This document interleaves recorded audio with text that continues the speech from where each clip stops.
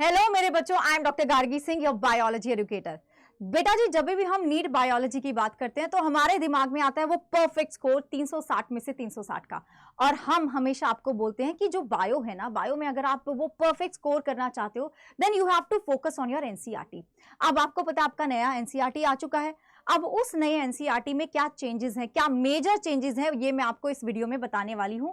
और बच्चों, इसी तरह के इंपॉर्टेंट वीडियोस के लिए, इसी तरह से बायो के ऑसम कंटेंट के लिए आप इस चैनल को सब्सक्राइब भी कर लो। देखो बच्चों, जब मैं एनसीईआरटी की बात करती हूँ ना, अब आप में से कुछ बच्चे ऐसे होंगे जिनके पास पिछले साल की एनसीईआरटी होगी। अब जो 2025-26 के सेशन के लिए एनसीईआरटी आई है उसमें कुछ मेजर चेंजेस हुए हैं जो अगर हमने नोट नहीं करे, अगर हमारे पास नई एनसीईआरटी नहीं है तो बच्चों हमारे नंबर कट हो सकते हैं, हमारी नेगेटिव मार्किंग हो सकती है। तो मैं इस वीडियो में आपको सारे के सारे चेंजेस बताने वाली हूं।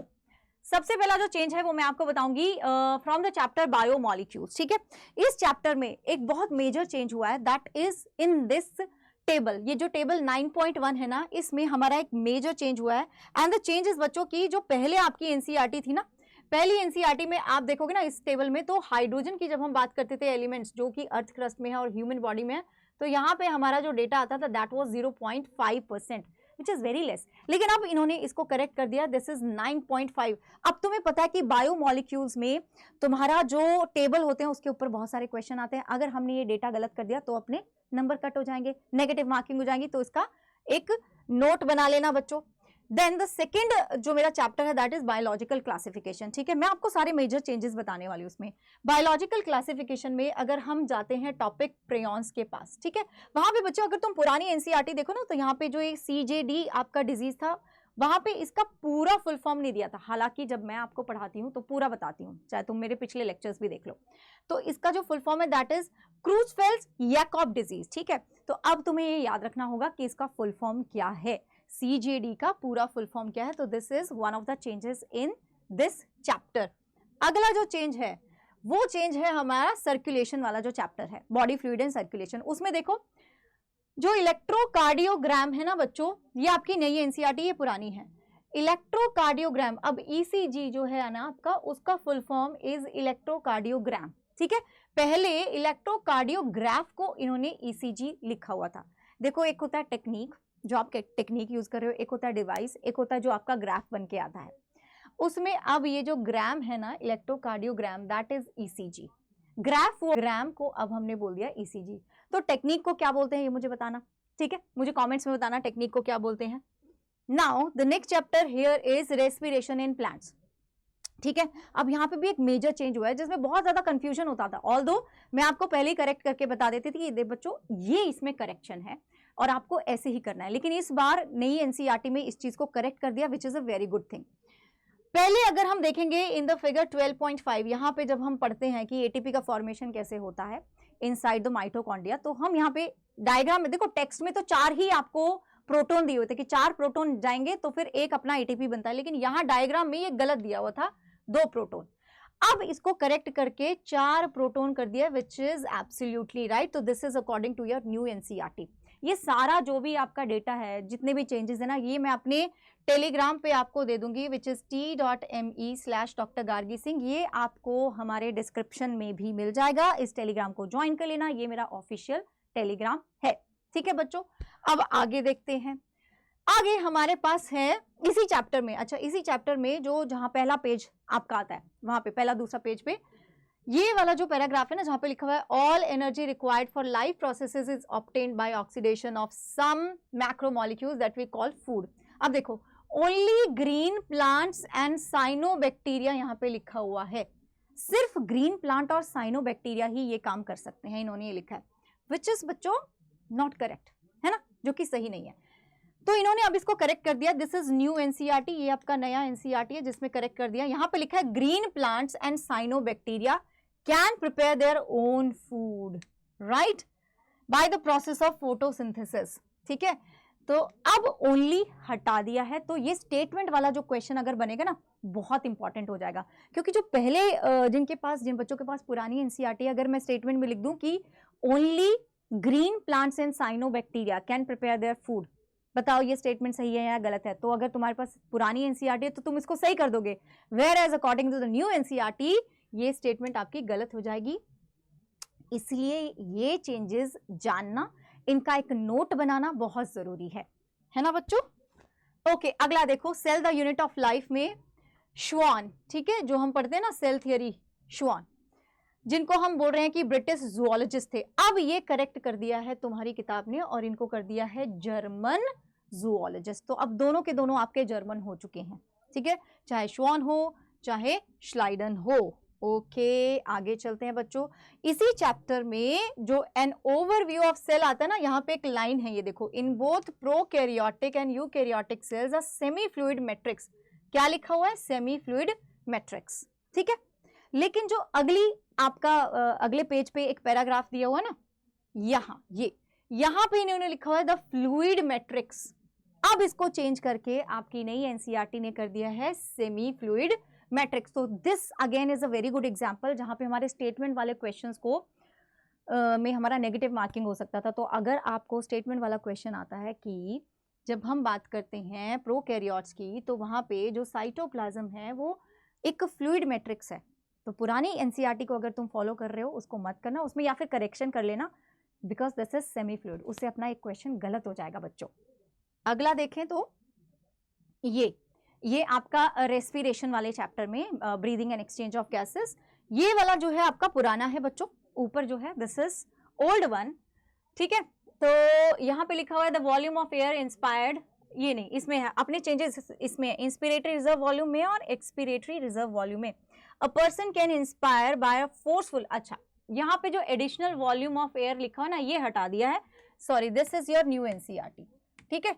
और बस ये वाला यहाँ से शुरू कर दिया हमने, a person can inspire by a forceful inspiration, और बाकी जो आपके वॉल्यूम का जो वॉल्यूम्स है वो सेम रखे हैं, उसमें कोई चेंज नहीं है। तो ये बहुत बड़ा चेंज नहीं है, बट ठीक है, छोटा सा चेंज है।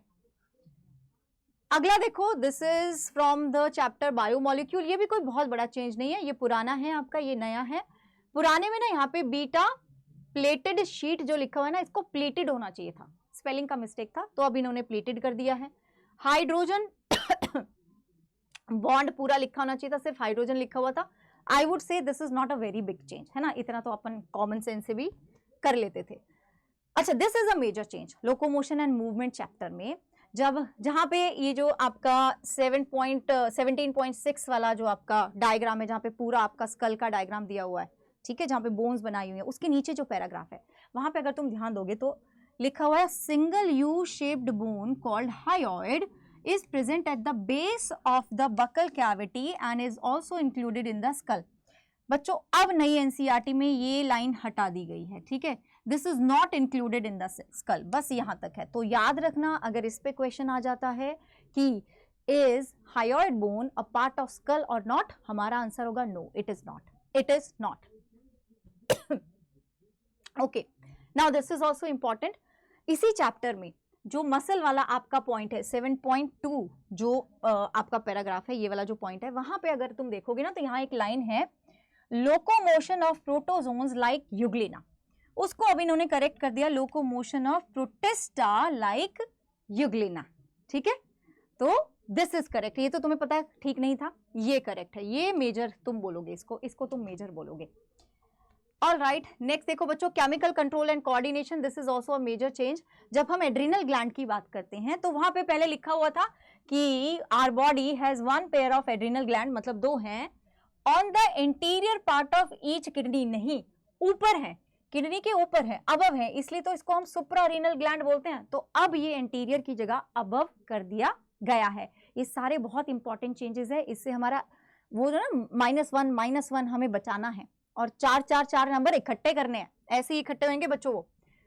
Another change is in 12th का जो आपका चैप्टर है ह्यूमन रिप्रोडक्शन, वहां पे बच्चों जो ओवम है, वैसे तो हम सभी आपको बताते हैं, टीचर्स आपको, आप जिनसे भी पढ़ते हैं वो बता ही देते हैं आपको, this is not ovum, technically it is secondary oocyte। अब इसको भी करेक्ट कर दिया गया, अब डायग्राम में भी इसका करेक्शन हो चुका है। अगला देखो, this is also very important, ठीक है, ये बड़ा इंपॉर्टेंट है इन केस ऑफ बायोटेक्नोलॉजी। अब ये अपनी पुरानी एनसीईआरटी है, ओल्ड एनसीईआरटी में क्या दिया हुआ था कि the recombinant plasmids will lose tetracycline resistance due to insertion of foreign DNA but can still be selected out from non recombinant ones by plating the transformants on the tetracycline containing medium. अगर मैंने tetracycline के gene के जहां पे tetracycline resistant gene था वहां पर अगर मैंने फॉरेन डीएनए को इंसर्ट कर दिया या फिर जो डिजायर्ड डीएनए था मेरा उसको इंसर्ट कर दिया तो वो तो खराब हो गया, इंसर्शनल इनएक्टिवेशन हो गया।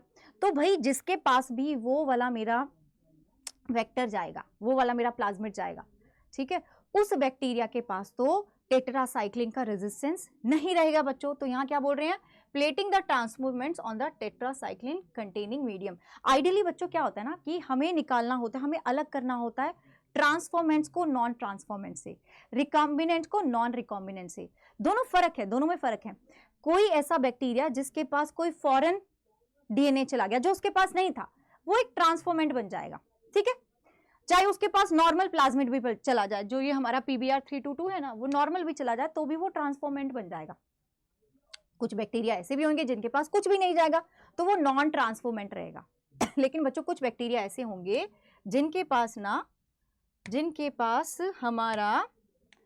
पास हमारा वो वाला पार्ट जाएगा प्लाज्मिड का। तो यहाँ पे मान लो टेट्रासाइक्लिन रेजिस्टेंट जीन है, यहाँ पे मैंने लगा दिया हमारा पिंक कलर से, चलो बना देती हूँ, ये मेरा डिजायर्ड जीन लगा दिया। तो यहाँ पे टेट्रासाइक्लिन मेरा अब खराब हो गया, लेकिन ये मेरा रिकॉम्बिनेंट वाला प्लाज्मिड है। तो जिसके पास ये चला जाएगा वो मेरा रिकॉम्बिनेंट सेल होगा, ठीक है। लेकिन जिसके पास नॉर्मल आपका प्लाज्मिड भी चला जाएगा, ये वाला, वो मेरा ट्रांसफॉर्मेंट होगा। ये दोनों मेरे ट्रांसफॉर्मेंट है। ट्रांसफॉर्मेंट में मेरा एक रिकॉम्बिनेंट हो सकता है, एक नॉन रिकॉम्बिनेंट हो सकता है। सो ये था, ठीक है। तो जो रिकॉम्बिनेंट है वो टेट्रासाइक्लिन के ऊपर तो जिंदा नहीं रहेगा क्योंकि उसके पास वो रेजिस्टेंस है नहीं, एम्फिसिलिन के ऊपर जिंदा रहेगा। इससे हम पता लगा लेते थे कि कौन सा रिकॉम्बिनेंट है कौन सा नहीं है। अब इसको थोड़ा सा चेंज करा है, मॉडिफाई करा है, जिससे बच्चों को थोड़ा समझ में आए चीजें। अब क्या कर दिया बच्चों, अब यहाँ पे कर दिया है कि it can still be selected out from non recombinant ones by plating transformant on ampicillin containing medium. क्योंकि टेट्रासाइक्लिन के ऊपर तो मरेगा, अब एम्फिसिलिन कंटेनिंग मीडियम उसके ऊपर भी देखो 2 बार लगाना पड़ता है हमें, ठीक है, 2 बार लगाना पड़ता है। आपने पहले देखा कि भाई कौन से बैक्टीरिया हैं जो टेट्रासाइक्लिन के ऊपर रेजिस्टेंस शो कर रहे हैं, तो कुछ तो ऐसे होंगे जो शो करेंगे, उसके पास तो भाई टेट्रासाइक्लिन का सही वाला जीन गया है, राइट जी। जो नहीं शो कर रहा, जो मर रहा है, वही मेरा रिकॉम्बिनेंट है। और जो सब पे जिंदा रह रहा है, मतलब जो एम्फिसिलिन पे जिंदा रह रहा है, वो मेरा कौन सा हो जाएगा, भाई उसके पास एम्फिसिलिन, हमने एम्फिसिलिन को तो वैसे भी कोई टच करा ही नहीं था, उसको तो हमने छेड़ा था ही नहीं। तो अब थोड़ा सा इसको ठीक कर दिया है, तो now this is the new one, तो ये याद रखना है बस। तो this is the new one. Next देखो, दिस इज वेरी इंपॉर्टेंट। पुरानी जो आपकी एनसीईआरटी है उसमें अगर मैं एवोल्यूशन की बात करूं तो वहां पे एवोल्यूशन में आपका जो यूनिवर्स का टाइम बताया हुआ है, टाइम फ्रेम बताया हुआ है, that is 20 billion years old बताया। लेकिन अब जो नई एनसीईआरटी है वो बोल रही है 13.8 billion years old. So this is very very important, ये भी एक बहुत बड़ा चेंज है बच्चों। और देखो ये सब तो मैंने तुम्हें बता दिया, और इसके साथ साथ प्रैक्टिस करना बहुत जरूरी है। एंड उसके लिए अड्डा 24/7 आपके लिए लेकर आए बच्चे NEET Adda scholarship test which is NAST, जो कि आपका होने वाला है 14 सितंबर को, संडे को, सुबह 9 से शाम के 9 बजे तक। तो जो भी तुम्हें टाइम ठीक लगता है ना, आप उसमें अपना टेस्ट दे सकते हो। रैंक 1 से 3 जिन बच्चों का आएगा उनको फ्लैश कार्ड मिलेंगे। रैंक 4 से 10 जिसका आएगा उनको ऑल इंडिया टेस्ट सीरीज जो हमारी है वो फ्री मिलेगी। एंड जिनका 11 एंड बियॉन्ड आएगा उनको कुछ ना कुछ स्पेशल डिस्काउंट मिलने वाला है हमारे सब्सक्रिप्शंस पे। तो बच्चों इसका जो लिंक है ना वो आपको डिस्क्रिप्शन में मिल जाएगा, वो आपको कमेंट्स में भी मिल जाएगा।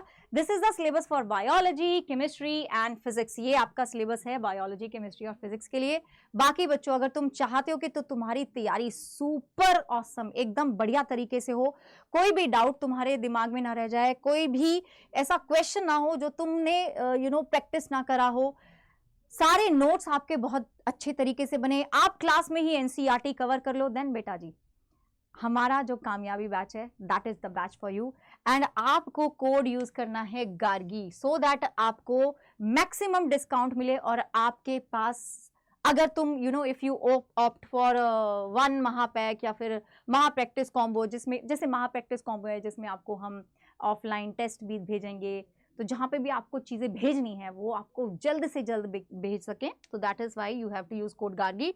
और अगर कोई दिक्कत आती है मेरे बच्चों को तो आप इस नंबर पे कॉल कर सकते हो, विच इज 092400232998। ठीक है, इस नंबर पे तुम कॉल कर सकते हो, मेरी टीम आपके साथ कनेक्ट करेगी और आपकी हेल्प करेगी आपको ये प्लान में बताने में कि कौन सा प्लान बेटा जी सही है आपके लिए, किस प्लान में आपको क्या चीज़ मिल रही है, सो दैट हम आपकी हेल्प कर सके। राइट बच्चों, तो आपको एनवीटीएस का भी ऑफर है, आपके पास हमारा कामयाबी बैच भी है, आपके पास ओनली बायो बैच भी है। And now is the time कि आप डिले ज़्यादा नहीं कर सकते हो, तो अपने आप को तुरंत एनरोल कराओ and use the code Gargi. और ये जो स्कॉलरशिप टेस्ट है बेटा जी फ्री है, वो सबको देना है, सब बच्चों को देना है।